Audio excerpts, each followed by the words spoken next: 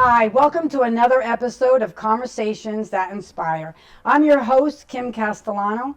Today's show is about diabetes and obesity. We'll be heading over to Mountainside Medical Group and talking today with Dr. Grover, who is an endocrinologist in the clinical studies of diabetes.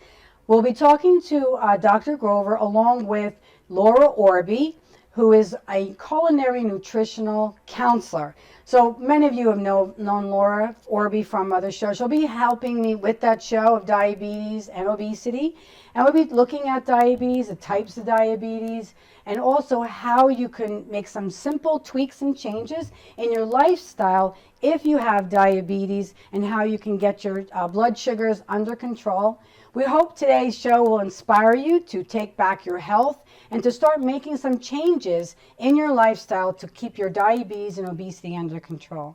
So listen, I'm really excited about this show. So listen, we're going to get ready and we'll meet you over there by Mountainside.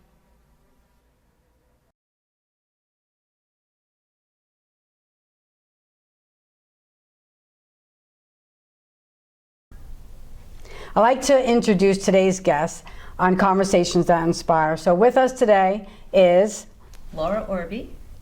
Anjali Grover. And Laura, can you just give a little bit about what you do, what your title is? I'm a culinary nutritional counselor, and what I do is I teach people how to get healthy through the foods that they eat. Great. And Dr. Grover? I am a clinical endocrinologist working at Mountainside Medical Group, and I deal with all of endocrinology, but I really enjoy educating my patients and how to empower them to take charge of their health. Great. Yeah. So today's show, we've asked you to come on our show and talk about diabetes and obesity, and we know that it's an epidemic in our country. But what, we're talking about healing the whole person. So can you explain to us and the people listening about diabetes and obesity? Maybe just give us a little bit of background before we really dive into this big topic. Yeah, no, definitely. So basically, when it comes to diabetes, the main issue that happens is that your pancreas is misbehaving. And the part of the pancreas that's misbehaving is the insulin hormone. And insulin basically takes the sugar and carbs that we eat and drives it into the cells so that your cells get energy and they can do what they're supposed to do. And there are essentially 3 types of diabetes. I know most people have heard of 2, but there's actually 3. So there's a 1, a 2, and to make it interesting, there's a type 1.5 diabetes. And the thing that differentiates the 3 of them is how the insulin is misbehaving in the body. So that's how you determine yes. 1, 2, or 1, 2, and 1.5. 1.5. Yes. Okay, I've never heard that. Yeah. So that's interesting. Okay, yeah. so yeah. Explain. So basically, in type 2, which is what we typically see in adults, your pancreas is making insulin, but the rest of the body is not wanting to listen to it. It's kind of being a little stubborn. So we call that insulin resistance. And so to compensate, your pancreas has to work a little harder and it makes more insulin before the body starts listening again. So that's type 2. We call that insulin resistance. And then there's type 1, where your immune system kind of attacks the part of your pancreas that makes insulin, and so we no longer make any insulin. And those are the ones that are insulin dependent. Yes. Okay. And those are a lot of juvenile? So it's interesting you mentioned that the term used to be juvenile onset diabetes, but we've kind of gotten away from that because it can actually be diagnosed in adults as well. My father was diagnosed when he was 23 with that. With type 1? With type 1. Okay. Mm-hmm. Yeah. So as you can see, yeah, in his so 20s. it wasn't juvenile. Yeah. That confused me because, how was he in his 20s, 30s having to deal with type 1 when he didn't have it when he was a child? So, okay, so that clears that question. Yes. And type 1.5 is kind of a mixture of both. You have elements where your body is not listening to the insulin, but then you're also not making enough insulin. And so the treatment for that is different. And so that's why it's so important that we differentiate which diabetes you have so that the right treatment is given. The other little thing I want to mention, because there's so much talk about the pancreas and insulin and blood sugar, but there are actually so many different organ systems and hormonal systems in the body that actually work together with the insulin to regulate your blood sugars. And so it's just important to know, because we always like to look at the whole system and make sure it all works harmoniously. So it may not be just be the diabetes that's not working or the pancreas, it could be something else that's happening alongside of that. Exactly. Oh, yeah, interesting. like your fat cells, your muscle cells, your intestinal So that's hormones. how you're getting that half, because something else could be, oh wow, I never even thought of that. Yeah. So, I mean, how do they diagnose that though? So they're actually very specific blood tests. I know everyone knows about, okay, what's my blood sugar and what's my A1C? Yeah, you know, the just A1C. A1C is a 3-month average of the blood sugars. But there are 2 other very specific things. One, it's a blood test called a C-peptide. And that basically gives me an idea of how much insulin my own pancreas is making. C-peptide's a little part of the insulin molecule. So there's that, but then remember I was saying with type 1, your immune system kind of attacks that part of the pancreas. Right. So the immune system makes these specific antibodies. And those antibodies can be tested in the blood work that can help you differentiate between these 3 types of diabetes. And a lot of people don't know about it. No. You know, they just kind of, the diagnosis is made based on your blood sugar, your A1C. But now that we're talking about treating the whole person, important to look at the whole picture. Right. Now, do you think that like the old time doctors are still working on a you know, the old way of doing things, or is this something new studies, so new doctors? So I mean, because some people are saying, well, if you have diabetes, you need to go to a specialist. Yeah. So is that why you would want to go find a specialist? Yes. So you can treat the diabetes as a whole, not just as a medical, you know, normal, oh wow. Exactly. And I think another very good reason to see a specialist, and this, which is why I love seeing people when they're first diagnosed, because one is, okay, in the now, I want to get your sugars under control, right? I want to make sure your A1C is good, but I also think 10, 20 years down the line, how can I preserve this beautiful pancreas so that in the future you don't need insulin? Because that's usually people's biggest fear. Right? And also, how do I preserve all the rest of the hormonal systems that are contributing to this? And also, how do I prevent complications from diabetes, which is all very long term. So that's why I think it's so good to see a specialist, because you're kind of, again, looking at the whole picture. Right. Yeah. So now when you see a patient and they're obese or overweight, okay, because I know that they're just a couple pounds different there, but so let's say overweight, and your client's overweight, and they have that, you know, insulin, they need, so you're treating getting the sugars down, but you have a person who might be overeating. So how do you treat that? Like, I see what you want to do, but now you're looking at this person who's really has not got a hold of their, you know, their health. So that's actually my favorite part about managing the diabetes. And I usually tell patients, like, imagine a triangle, right? And the 3/4 of the bottom of the triangle is lifestyle. And there's so many aspects to that. And the tip is medications. Because fortunately, this is the one chronic disease where your lifestyle has a huge impact, where you don't have to feel dependent on all the medications. Because if we don't address the lifestyle part, and of course we'll get into more details about it, what ends up happening is, okay, we start one medication, and it works for some time, but because we haven't dealt with the root of the issue, then a few years go by, sometimes maybe just a few months go by, and then you need to add another medication, and then again, and more and more. By the time they're left with a huge list of medications, and they sort of feel very defeated by the diabetes. And so this is where, you know, inspiring them, empowering them to make those changes. Exactly. And it's a very personal thing, you know. I think as healthcare providers, part of our job is to, what I say, feel the pulse, in the sense of understand this person that's sitting in front of me, what's their barrier in terms of not eating right or not wanting to take care of themselves. and kind of combining that with what they need for the diabetes, Right. and then kind of, some people need baby steps, some Right. people need a whole big plan, some people need specific. So it's so important for us to kind of assess that. Right, I know Yeah. that cultures too, like the way they're cooking, Yeah. play a lot. So I know that in my groups, and people are saying, Kim, you have no idea. It's like the fried chicken and the fried rice, and everything is deep fried. And now you're telling me I need to change my culture because of my health. So that's a big change for a lot of people that are so used to eating that way.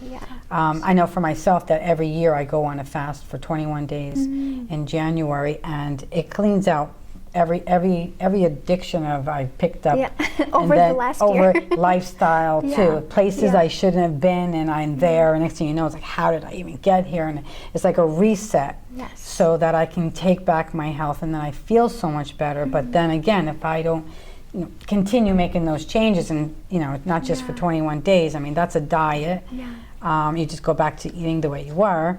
I've almost eliminated sugar completely. Like, out of certain things, I don't add sugar, and now I'm more mindful of the sugar. But that's my one little thing that I know for me. If I don't get a hold of the sweets, the chocolates, and the ice creams, then I become way overweight. Now, 35 pounds for me was a lot of weight. But it came a day where I said I just didn't like the way I looked.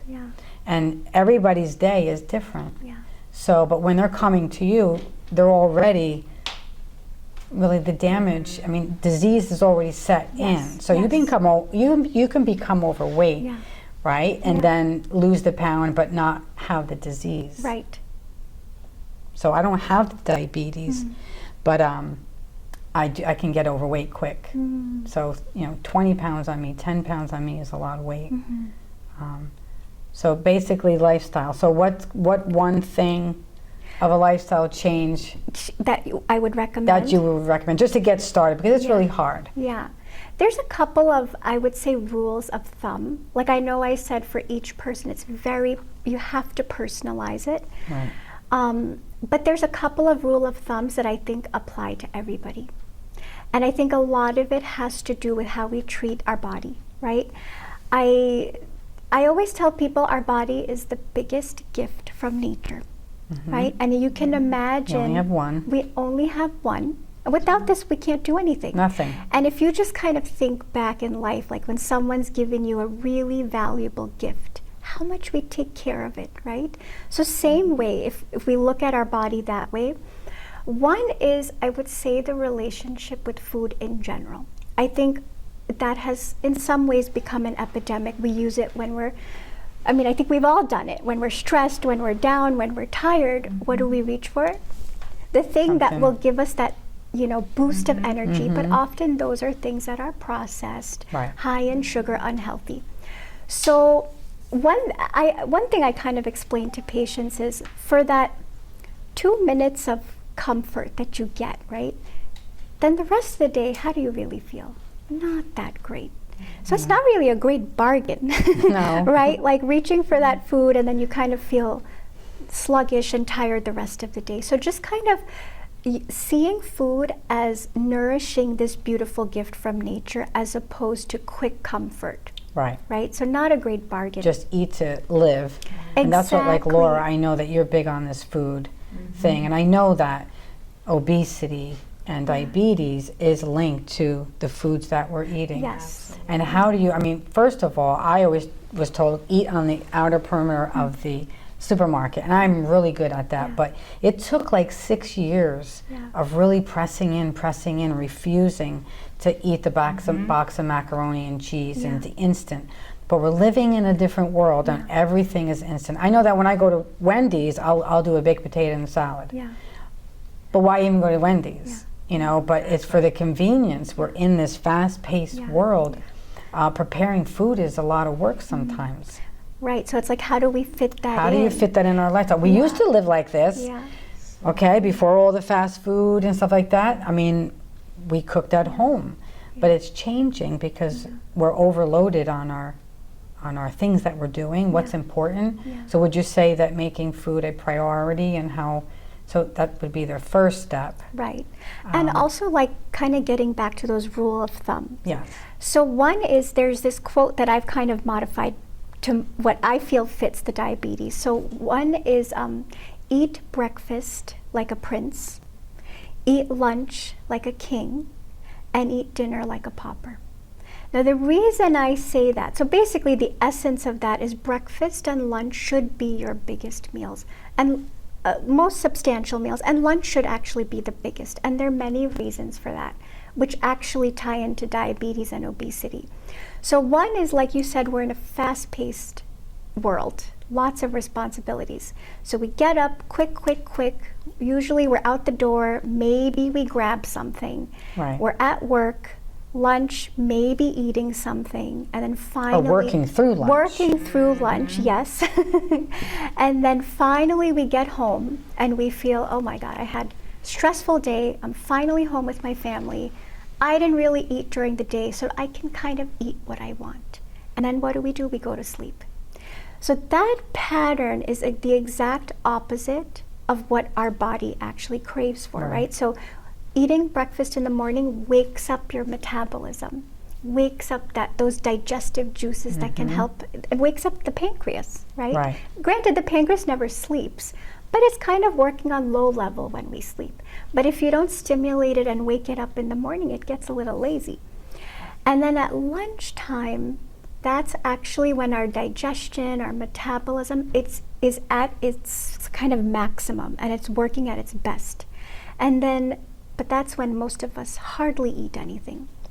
And then as the day goes on, naturally, regardless of diabetes or no diabetes, our metabolism slows down. And so if we eat a good breakfast, a good lunch, and a small dinner, your body has time to process everything in terms of being able to maintain your weight, controlling your blood sugars.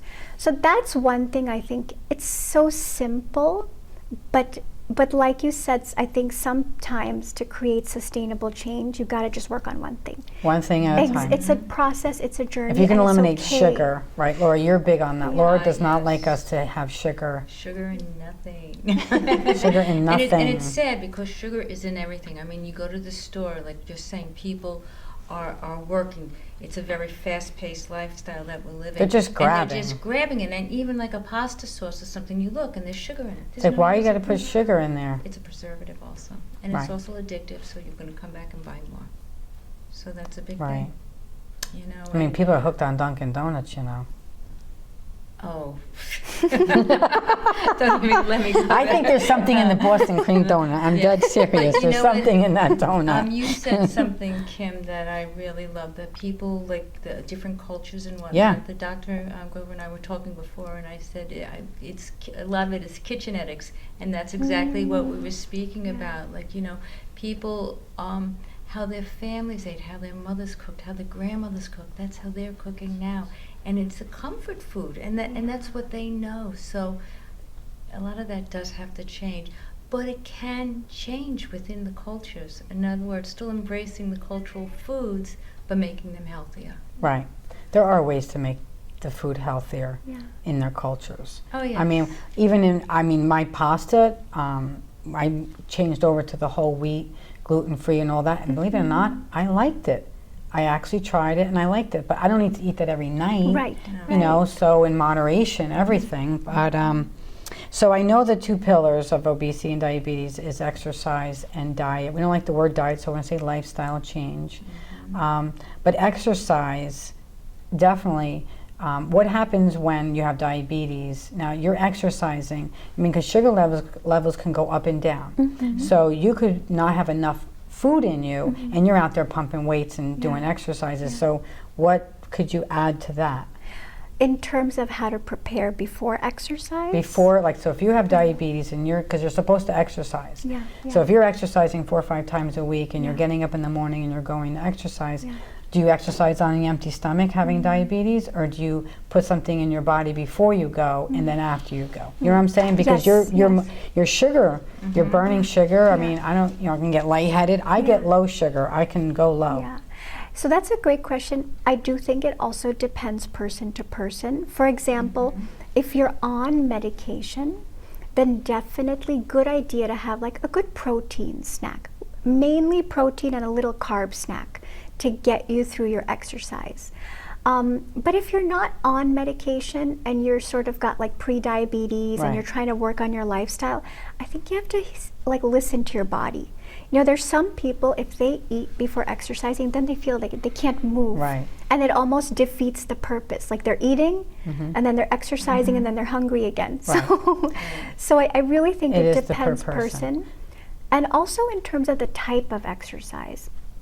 There's some people where doing cardiovascular exercise is very helpful. But for other people, for example, doing strength training, building more muscle, which actually helps your own insulin hormone work better, can be very useful. Right.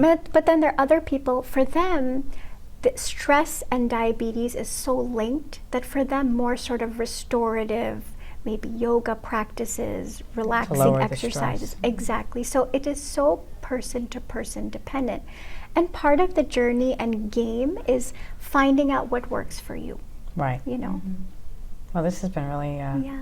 I'm happy having this conversation with you because it's like some of the things that you're saying, I've come a long way in my lifestyle, so they're in there. I wasn't sure if I was just like overdoing it, but no, I'm right where I'm supposed to be. Yeah. And so Laura, about food.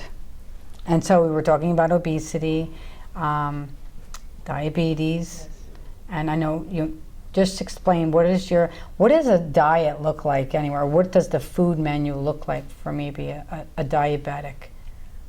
And again, What does that menu look the word like? diet at I all. know. I never use it. And lifestyle change, I like that because that's exactly what it is. Because usually people who are overweight, it's their lifestyle. It's what they're used to eating. It's the go-to meals that you was saying, like you go to Wendy's and you just grab that. I am all about taking the time, relaxing, and meal prepping. If you take one day a week, hopefully not everybody's working 7 days a week. If you take that one day, a few hours in that day, and just meal prep, and seriously go over a menu and have everything done. So when you're coming home from work or when you're leaving to go to work in the morning, everything is done and you just grab it and you go. That is key. I also believe the more vegetables on your plate, the better. You gotta try different things. You have to try different So you need things. recipes. I want to end this on the like on a support system. You know, that's what we do. You know, at Power of One, even we have support systems in play. So if how much do you agree on this? Because if people really could do this on their own, they would have been done already and did it. So I think the fight of obesity and all the diseases that come with that, you need a support system in play, whether more than just your family. 100%. So whether it's overeaters, whether it's just being around people. So it's your people, places, and things. It's like any other addiction. Food is addiction. And we're not some people just aren't treating it that way. They just think because it's food. But how would you say, like, getting someone to work with you? Because you're the doctor, you're making sure that this person is healthy. Do you find that, they're asking you for supports? Like, where do I go? How do I get help? And then what do you say? Very much so. I think there's almost not enough support groups out there because I think for some people, not for everybody, sometimes diabetes comes with that feeling of like shame or like, oh, I did this to myself, and a little bit of guilt, and how did I get myself here? But to realize that it's okay, and to be patient with yourself and realize that it's a journey and that there are so many other people going through the same thing. And one little thing I want to add, if I may, because I know we spoke a lot about diet, which of course is so important. But one thing I think as healthcare providers, I think we need to do a better job on is, so one is the food for the body, but what food are we feeding our mind? Right? Because the thoughts that we create affect not only the body, but our food choices and how we sort of look at the disease. But I think the support groups kind of give that space for that. Yeah. So I know that there's cognitive therapy that we do in our stress coaching. So we do have a workshop that's called stress coaching, stress relief It's every addiction possible, but if we said, hey, come to our recovery, no one's going to come. So we do. It's about the mind, and when you see other people struggling with the same thing and getting ideas, you know, that when we come together in a group setting too, the synergy off the room, and then there's something special that happens when you're coming out of the isolation. You're bringing the darkness and bring it into the light. So then it's like, okay, I'm not alone. There's other people that are struggling, and you know, I thought I was just by myself. But there's things you work on there. And if some people are not there yet, they have anxieties of being in a group still with that label. So the one-on-ones really do work. I mean, as a practitioner, I mean, it's hard to be spending that time. Although I bet you want to really do. You want to spend that time with that person, but the time is, you know, I agree. The medical system is such that it doesn't always allow us the time. But what I do notice, because you never want to compromise on care, right? And getting them inspired. But if we are fully present, as a healthcare provider, if I'm fully listening and present, even in those 15, 20 minutes, if they really feel heard and cared for, they will feel inspired. So I feel like in our fast-paced world, we just don't have enough time. It's like that scarce commodity. But so we still have to try to make the best of that situation. So I think we've really covered a lot. I think this was great. I hope that people are inspired to really take back their health, see this as a lifestyle change, but also looking to that they would also reach out for help. I mean, there's doctors that are willing to help them. There's people like myself and Laura. They're out there. You just need to really just get up and just, you know, get the engine going. And just get started in one little baby step. So listen, it was a pleasure to have you. Thank you so much. And listen, I wish you the best with your, and Laura, thank you. And so until the next time. Thank you so much. You're welcome.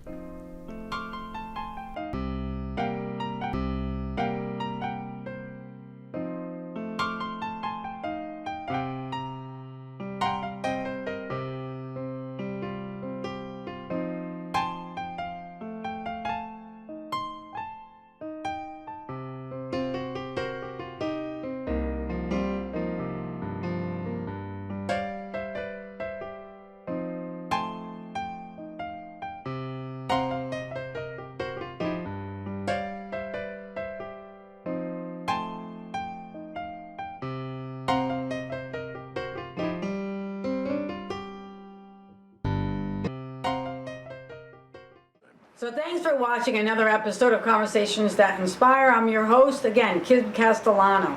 Listen, we're looking for guests.